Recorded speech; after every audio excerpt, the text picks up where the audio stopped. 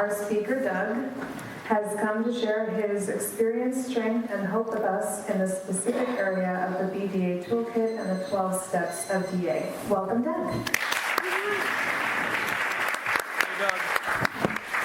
Thank you very much. Hi, I'm Doug, and I am a compulsive debtor and a business owner. Hey, Doug. Coming here, I realized that I was actually at the first gathering of this meeting back in 1992. I'd been in the program a little less than a year, and I think there were 6 or 7 of us, and we met in a bank. Yeah, the places that they give out the credit cards. We don't do so much of that anymore, but anyway, I'll get back to that. I also like to whenever I speak, I like to talk about what's going on now. And I have a business that I didn't expect that I would have. I was hoping not to have. For a variety of reasons, I was tired with it, done with it, it was over, I wanted to be something else. But that was also sort of the history of my life. I wanted to always to be something or somebody else. I went to visit with a client and to talk about doing some work for them. And when I showed up, I realized that they needed a store photographed. I'm a photographer. And when I got there, it was clearly sort of like a hip hop store. And I thought, well, they've obviously picked somebody from their demographic. But the fears that I've had over the years about who I am perceived as are ones that don't rule me. I mean, they come up, and I say, oh, well, I'm a fish out of water here to some degree. But they've hired me to do something that I know how to do really well. I've been doing it for 45 years. And they hired me, they were about to hire me based on work that they had seen of mine. And it turned out that one of the owners of this business is an extremely high-profile person who has 28 million Twitter followers. And so I started thinking about, okay, success. And that success is something that has also been something that always brought up a lot of fear in me. I can look at it in others and be somewhat envious of them. And then when it comes to actually attempting to be successful myself, it's always been a difficult thing. It's I want people's attention, but then I'd really rather fade into the background. When I first got into the program, I was about $25,000 in credit card debt. And didn't think I had a problem, but I'd been told by actually somebody who had been assisting me, who had been to this program, that I might find some good tools. And he said, 6 meetings and you'll get it, and you won't have to go back. So 24 years later, I'm still here. I'm a very slow learner. And I was dedicated to the idea that I was going to be anything but what I had been. And when I first started, I heard about pressure meetings. That's what we call them then. And I thought, well, I can't do that. You go in and I'm going to show them my numbers? No. I'm going to have to invent something. I'm going to have to come up with one of those people that I wish that I was. And that's what I'll put down on paper, and then they'll give me good reports. I have no idea who they're going to report to. But what came out of the first pressure relief meeting, and I'm calling it that now because that's what we call it. I went into it. It took, 7 or 8 months before I actually got it together to do it. And while they were very appreciative of what I was trying to do, I was trying to become a screenwriter, And they said, well, you can continue to pursue that if you want to, but you need to make money because you're not making any. You're in considerable debt. We'd like to see you get out of it. Here are some tools, but we suggest that you really dedicate yourself to marketing your business. So I thought, oh, God, I'm going to be doing that thing again. And they said, by the way, you're also going to raise your rates. And I thought, well, 10%, double them. Because you're charging way too little for somebody who does what you do and has the experience that you have. And as an act of faith, I said, all right. And it took me about a year of cold calling people to really start to generate business. I mean, it was a long, slow process. I'm not suggesting it has to be that way, but that's the way it was for me. And I started getting work, but something was shifting.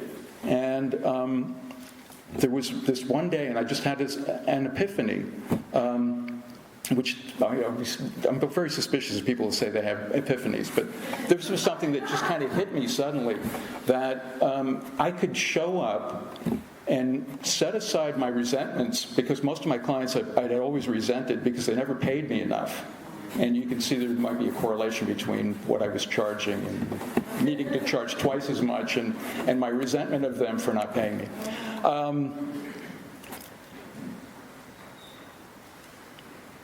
The epiphany was I can show up and do the best job that I possibly can, which is not what somebody who's in resentment generally wants to do.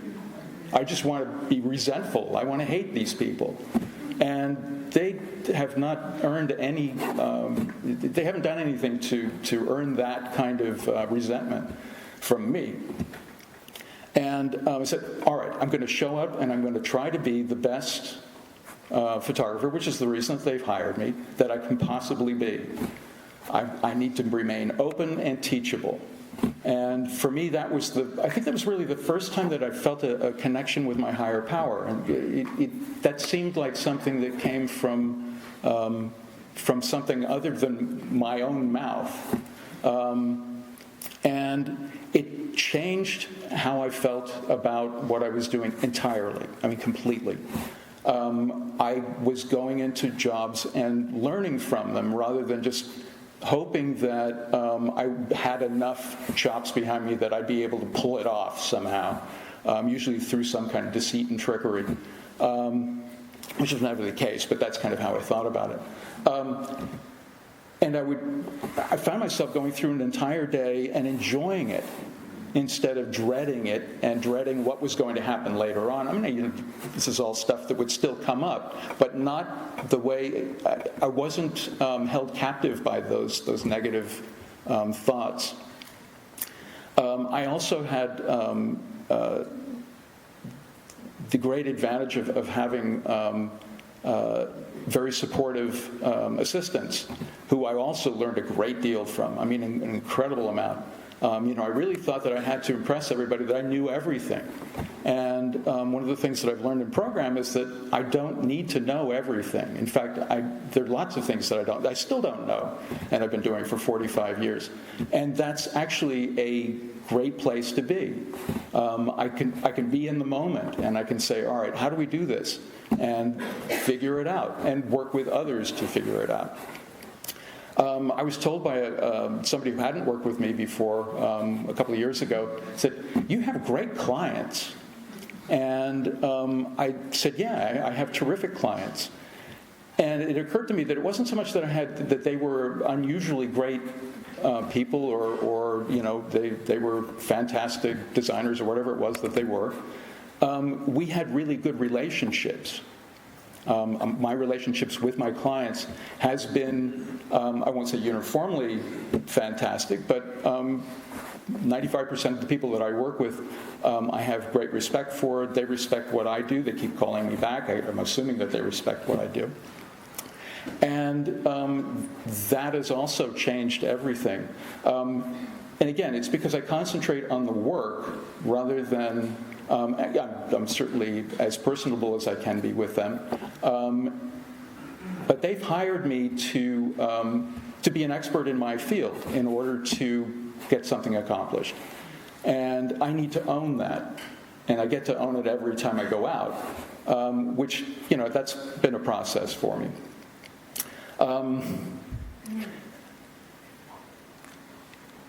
In 2008, the wheels fell off the machine that I had built, and the economy was not good, and I had to kind of take stock again and reinvent myself in the business, because it just, I wasn't making money. I also was able to rededicate myself to the program, keep showing up, and really be a part of this organization that has served me so well for so long. And once again, it allowed me to go out and kind of with hat in hand and say, I'm available to do this work. That's on the outside. What I needed to also do was come in here and say, this is what's going on in real time. This is not what I would like it to be necessarily. This is what is. And I think being in the present moment is something that, it's another thing the program has given me, that I can be wherever I am and not have the out-of-body experiences that I used to have, which were, down the street or in 1932 or something. And really be present and focused on what it is that I'm, wherever I am, to do. I know what I want to talk about. A few years after I got into the program, I took a kind of a workshop among friends who were also in the program that had to do with creativity. And aside from being a commercial photographer, I'm also a fine art photographer. And I stopped doing the fine art entirely for about 12 years. I didn't know it was going to be 12 years when I started not doing it, if that's not too confusing. But it took that long. And one of the things that was suggested was that we were still shooting film in those days, that what I should do is go out and shoot a couple of rolls of film. And I thought, I'm a professional photographer. I mean, go out and shoot a couple of rolls of film, how stupid. But it started nagging at me, and I thought, all right, I'm going to do it. And the committee in the back of my head was just screaming, this is the stupidest thing you've ever done. But I did it. And within 5 minutes, I thought, this is like coming home. I mean, I'm having a fantastic time just being in the streets with the camera. And that was also part of me letting go of the resentments that I had that were mostly related to clients, but also just anybody, like people in the street who were judging me. And they all were. I mean, I was the center of their attention, right? But I realized if I don't ever sell a print again in my life, it's okay. I'm out here having this incredible experience. And in the process, learning how to do what I do better. And the learning part is also a surprise, because I really hated school, and I also teach some. So, there's a dichotomy there. But getting back into doing creative work was also about, it was really kind of nourishing to my soul in ways that I was not willing to do in the past. I've pretty much kept that up, but I noticed in the last year, a couple of years, I've been very kind of project-driven in what I do, and getting further and further away from being creative and just kind of going through, I know where I'm supposed to go and what I'm supposed to do, and it fits this program that I figured out for myself.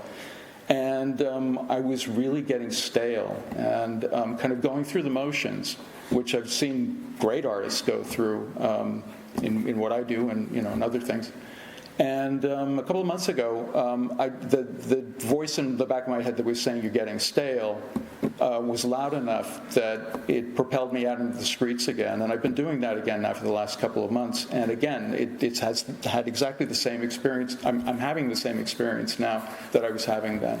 I'm doing stuff that's immediate. This is where I am right now, rather than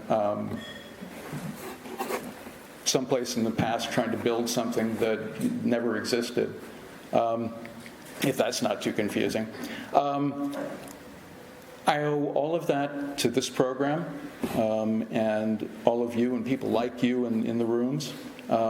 Without this, I would have nothing of what I do have today. Business is a bit on the slow side at the moment, but I've been through enough of this to know that it's a temporary condition, and that will change for sure. I'm looking forward to wherever I end up being taken, and it's fine if it's a hip-hop store or a fabulous mansion somewhere. I can go and have a good time, learn, and provide services for people that who need what I do, and charge a reasonable amount for them, and also charge them in a timely fashion instead of waiting several months until they've forgotten about how bad the experience was and have decided not to pay me. So I want to thank my higher power. I want to thank Robert for asking me to speak, and I look forward to hearing what you have to say. Thank you.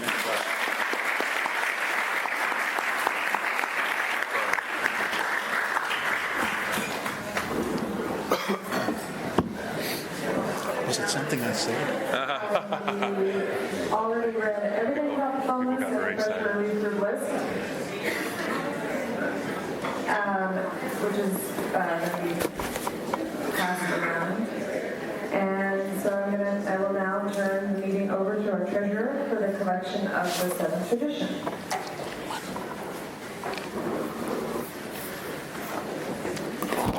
My name is Julia.